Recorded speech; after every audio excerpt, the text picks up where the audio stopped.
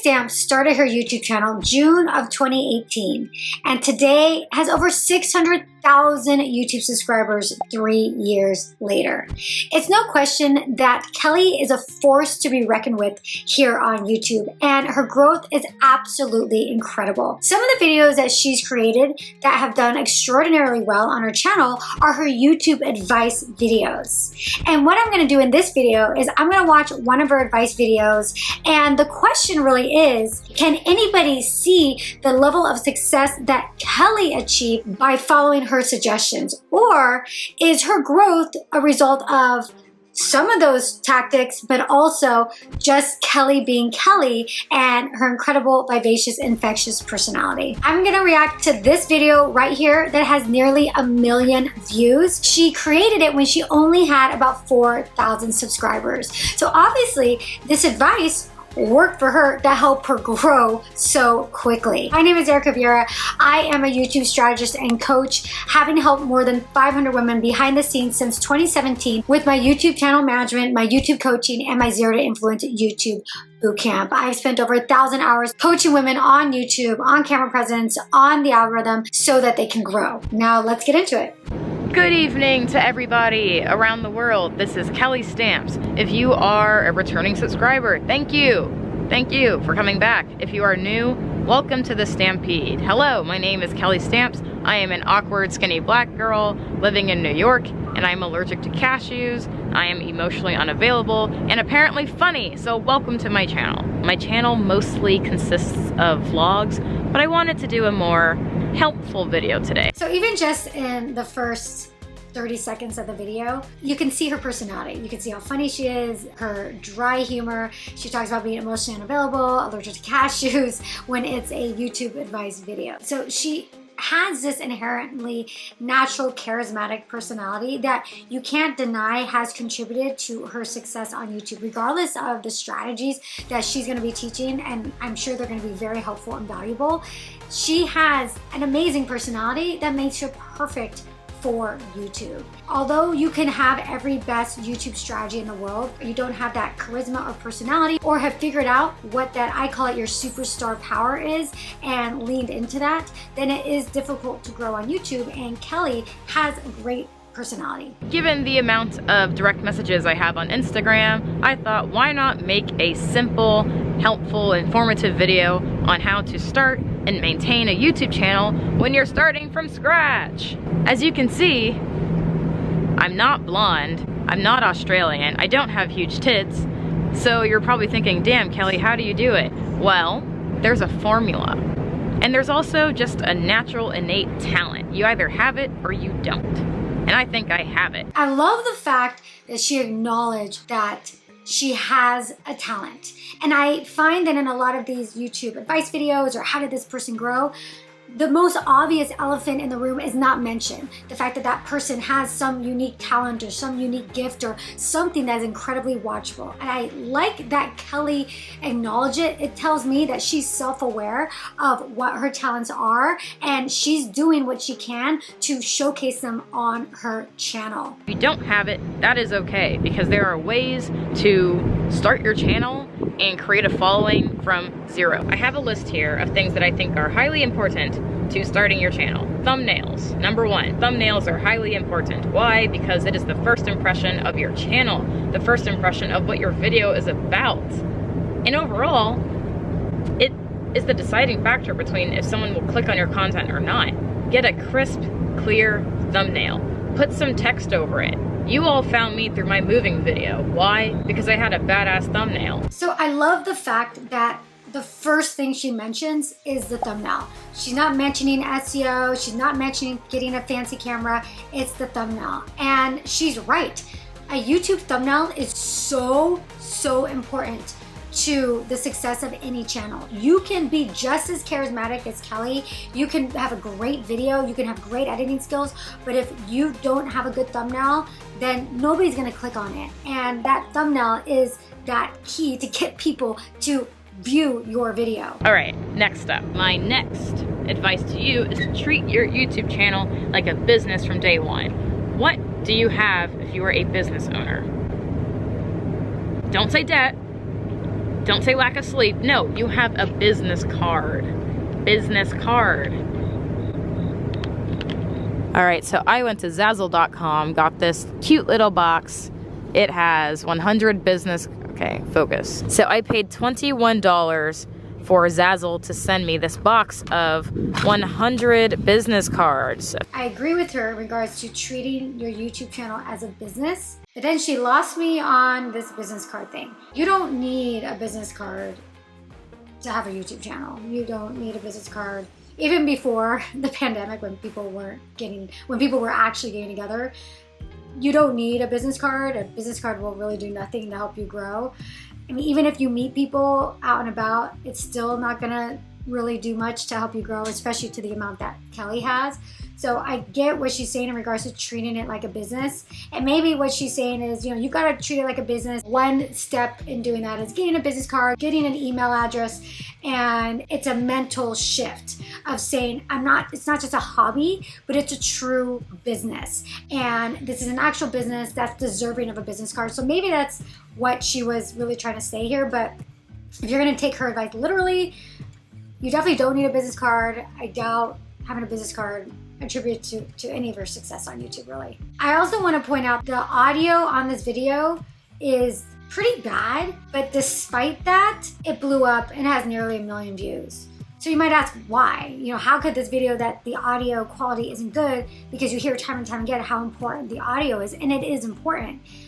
And I guess that goes to show you really the power of being charismatic and having a personality, being authentic, all those things that you hear, or it is to be on YouTube.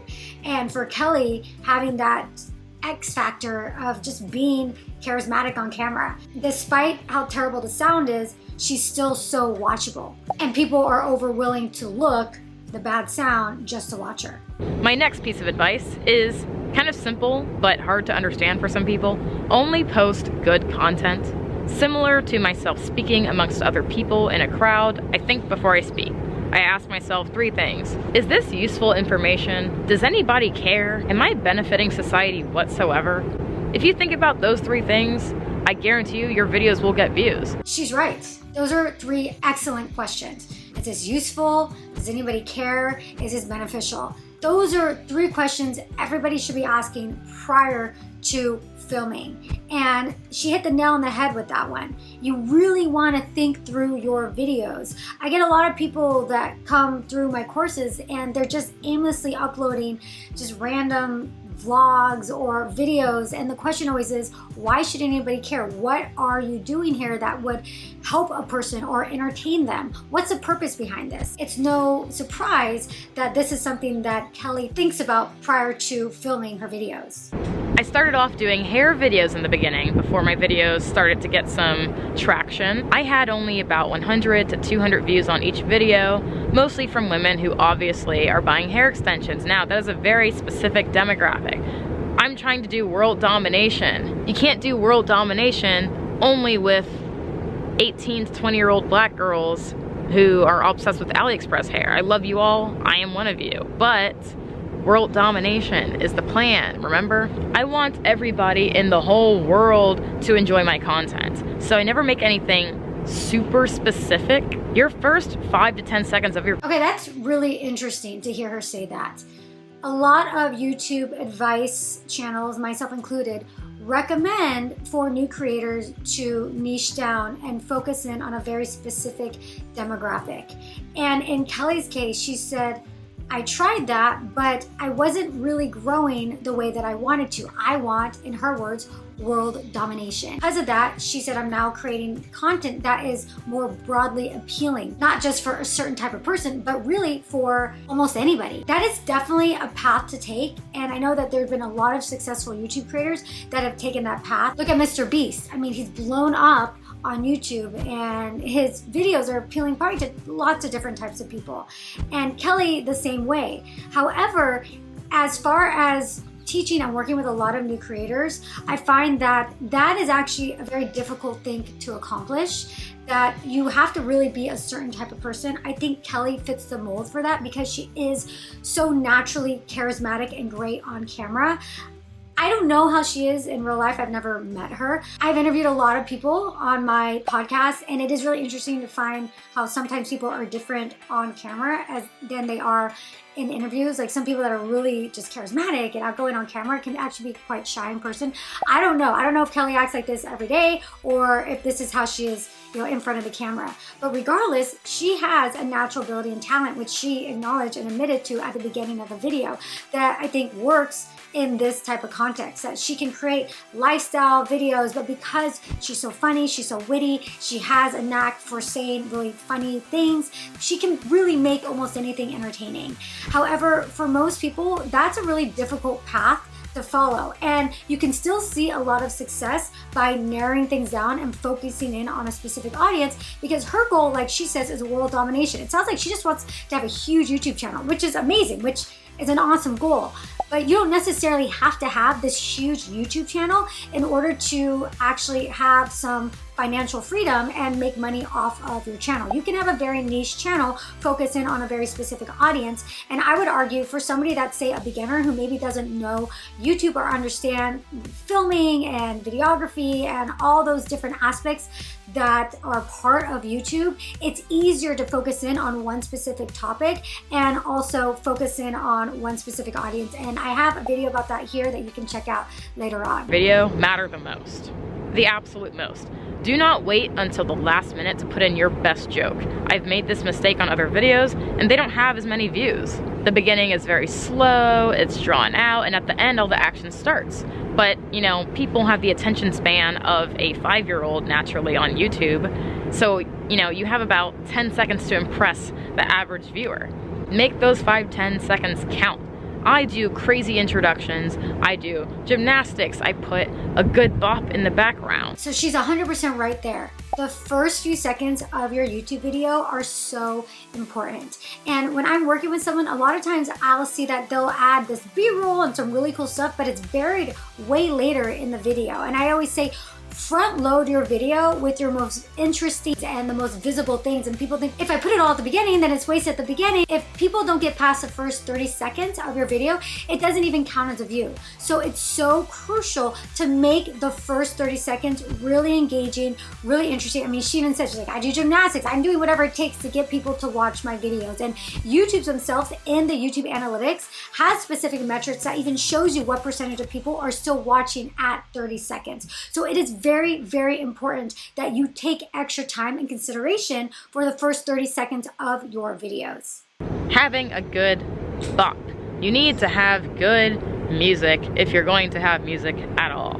I play around with iMovie bops. My channel is very much a joke at this point, so I don't care about having the best tunes. So that's interesting to me that she says her channel is a joke at that point. I mean, I know when she filmed this and uploaded it, she was at only about 4,000 subscribers, but it goes contrary to what she's saying earlier about wanting world domination. So I'm not sure if that was just a joke or what, she does joke a lot. It's obvious that her channel is not a joke to her, and she does take it very, very seriously. But I thought that was interesting she threw that in there. It is a struggle to find good music for your YouTube videos. That is no secret. My moving video was fabulous because the first 10 seconds drew you in. I was on a rooftop, I did a weird cartwheel, I showed the skyline, and it had a great tune in the back. It said, put your head on my shoulder. Okay, so the whole thing about music, I mean, music is one piece of the puzzle when it comes to making your videos engaging and interesting to watch.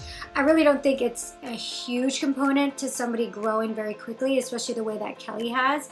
So I think it lends itself to making the videos more interesting, but it's definitely not one of the main things that I think really makes or break it whether or not you grow on YouTube. It's something to consider, but to me, it's not that high on the list of priorities. This one that actually really helps me a lot. Leave comments on popular YouTube videos, but not just anywhere. I'm not gonna go to like Emma Chamberlain and be like, hey guys, I'm a small YouTuber, check out my content. No one cares, okay? I have a favorite YouTuber, for example.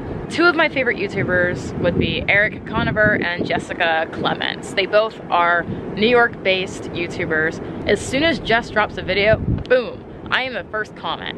I comment something genuine. Jess, I love your content, keep up the good work.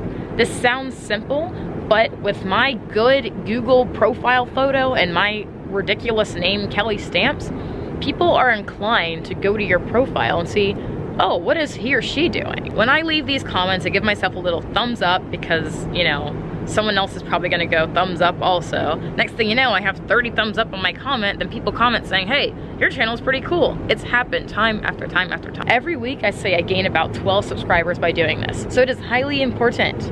Do this. I guarantee results.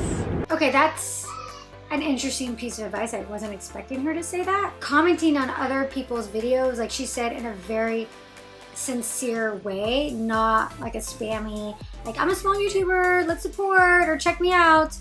I think everybody should do that anyways. If you are a YouTube creator, you're probably watching other YouTube videos, and it just lends to the overall support of the community, and it doesn't hurt. Yeah, people might check you out, but I really don't see it as a strategy for rapid growth, especially the type of growth that she achieved. I think at this point she was at 4,000 something subscribers when she created this video. So at the time, you know, 12 subscribers a week, it's something, but it's, if you really look at trying to grow and grow quickly, it's really not a lot in the grand scheme of things. And I doubt that was a strategy that helped her blow up the way she blew up. So I think it's interesting. It's not necessarily something I recommend. I think that it could actually take a lot of time, and I'd rather you put that time towards learning how to make better videos, learning how to make better thumbnails, thinking of creative new video ideas. I think there's a lot of better places that you could put your time that would result in more subscribers and growth on your channel. It has to come to an end now because it is pitch black and I am a black person. I'm going to fade out into the darkness, but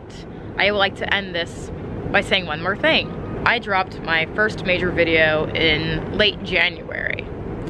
As of right now, it is October 14th. I am officially monetized. It took me 5 months to be approved for monetization. It took, actually, it was July 27th. I got this email saying, woohoo, YouTube would like to congratulate you. You are monetized now. I had to reach 4,000 watch hours. That is very difficult for a new YouTuber. So you need to make sure that you get that one catchy, poppin' viral video going, because it is hard to reach that threshold. Once you reach that threshold, you can get monetized, but you can't even get money yet because you still need to reach a payment threshold. So you need to make a minimum of $100, which is very difficult to do.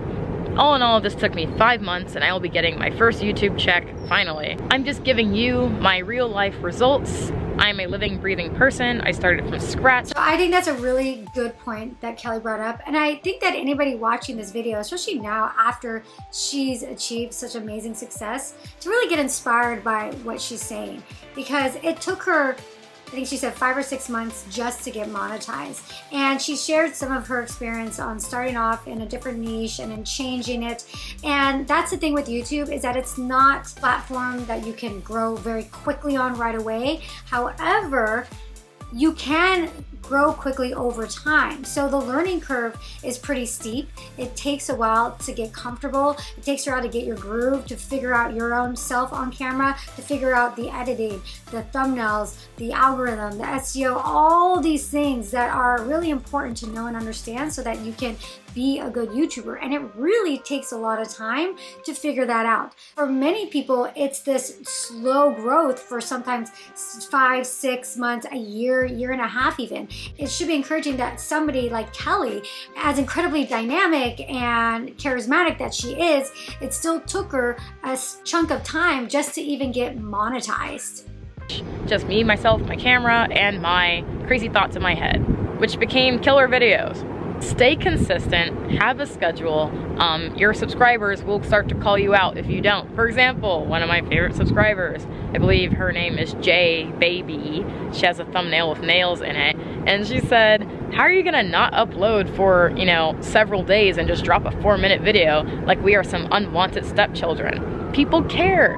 And if you stick with the schedule, you'll be as addictive as a Netflix show. I'm trying to upload every Tuesday now because that is what works with my schedule. Once a week.